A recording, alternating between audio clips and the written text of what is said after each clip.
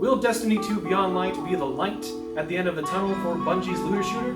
Or will the darkness finally consume this franchise? Let's discuss.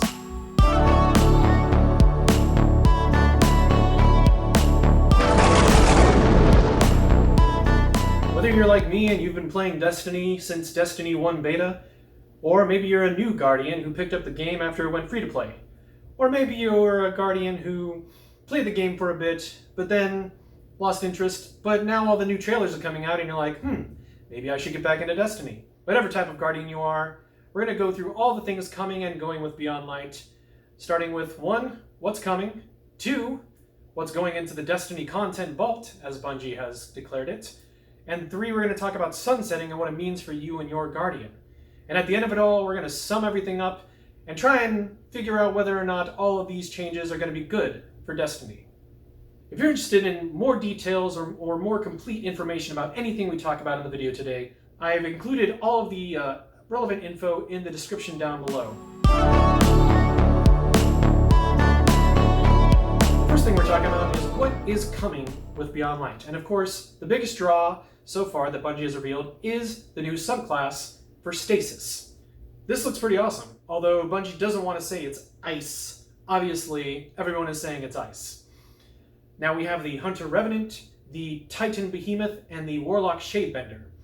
All of them look pretty fun to play, although as a Titan main I'm slightly disappointed it's just another Titan Smash, but maybe you're excited for that. Let me know in the comments down below what you plan to play as first. Bungie has detailed several things about these upcoming new subclasses, and while it's just one class right now, I have a feeling that with future expansions they're going to be giving us more abilities just like the 3 trees that we have with the other classes. But they haven't confirmed any of that yet. What we do know is that it is going to change the way our subclass is treated. Instead of having 3 separate trees to choose from that have abilities that you cannot change, this one is going to be a little bit different. They are introducing aspects and fragments, which will change up your Guardian depending on how you want to play it. The next thing that's coming in Beyond Light are 2 new locations, or rather 1 new location and 1 old location. If you ever played D1, the Cosmodrome is coming back. Now Bungie hasn't said what type of capacity it's coming back in, whether it's going to be changed like when they brought the moon back, and how big it's going to be. However, it is a nice draw for those people who played D1 and want to explore the old Cosmodrome again. The other location that's coming in Beyond Light, which is the big draw of the expansion, is of course the moon Europa, which if you look at the destination screen that Bungie put out, it's pretty big on there. Now they haven't said how big it's going to be, but considering everything that's going and how big it is on the map, hopefully it contains as much or more locations as both Tangled Shore and the Dreaming City combined, in my personal wants and opinions. A few other things that are coming with Beyond Light, of course, is not technically a vendor refresh, but we are going to be getting new armor for the normal playlist functions. So we're going to get 1 armor set that's specific for everything we play, Gambit, Strikes, and Crucible. And if you look at the new sets, in my opinion, it doesn't look that good. However, Bungie has stated that there are ornament sets that you can get that are specific to each playlist, and you can customize your Guardian better with these new ornaments. The other thing that's coming, of course, is pursuit weapons again. Not pinnacle weapons, not one season that it was there, the ritual weapons, but pursuit weapons. And it looks like we're only getting 1 a season probably, as they've only said that we're going to get the Beloved 2.0. I joke it's called the Adorned, but basically if you look at the picture of it, it's Beloved wrapped in a towel. Yay. And of course, the other thing that's going to be coming with Beyond Light that Bungie has shown us in the most recent TWAB is the ability to add mods to your Ghost. I mean, that's pretty cool, right? Everyone has been saying that they wanted to be able to just put whatever type of mod they want on there, because who wants to get rid of their Guiding Light Ghost? I mean, I don't. But if you can tell me I can put Guiding Light and Speed Demon on any Ghost I have, great. And Bungie has clarified that you won't have to use any golf balls to upgrade it. The next thing we're going to talk about is the Destiny Content Vault. And what exactly does that mean? Well, if you haven't heard of it yet, Destiny Content Vault is Bungie's way of getting rid of old things in the game that aren't really played a whole lot and are taking up a lot of disk space and putting in the new stuff. There are 5 destinations that are going to be leaving with Beyond Light and into the vault. There will be Mars, Mercury, Io, Titan, and the Leviathan. Now, the Leviathan is technically not a planet, but considering there are 3 raids there and the underbelly where you can go and explore and get other chests because of all of the stuff you get from the raids, it's basically a giant planet within itself. So it's understandable that they're going to take that out, as it's not the most played for right now. Now, not only are the things from those 5 destinations going away, but there's a few other odds and ends that are going away as well, including the secret missions for Whisper of the Worm and Outbreak Prime. Not only is that mission going away, but the Scourge of the Past raid that's on Earth is also going away as well, and I believe the farm is as well. I'll have to double check my information on that, but it's been a while since I read up on it. One other thing that is going away is associated with those planets that they're leaving from are some exotic quests and catalysts for those exotics.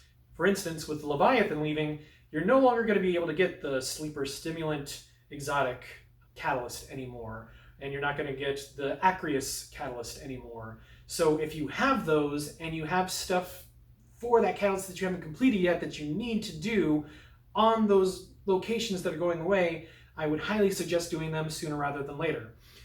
When this video comes out, it may be too late to finish your Whisper of the Worm catalyst if you haven't gotten it yet. And last but not least, some of the Year 3 content is going away as well. Forges are going away, Menagerie is going away, Gambit is being turned into one mode, so there's a lot of stuff that's going to be going away or merging or being changed with Beyond Light.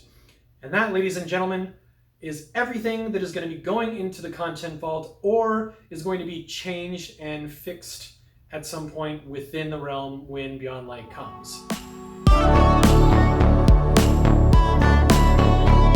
The last thing we're going to talk about before we sum it all up is sunsetting. Now, what is sunsetting exactly? Well, basically what that means is when you can no longer use the gear you like to play with in the end game activities, such as raids, competitive PvP like trials, and the like. Now, you'll still be able to use any gear you want in the game in normal activities, whether it be normal Crucible or lower playlist strikes, but if you want to use gear and be at the power level to actually survive in that playlist, such as the new raids, the Nightfall Ordeal, and Trials of Osiris, to compete in those, you're going to need to equip the new gear that can be increased and upgraded to the new power cap. Currently, the power cap is at 1050 for Powerful and 1060 for Pinnacle. Now, Bungie has not said what the new power cap is going to be when Beyond Light comes out.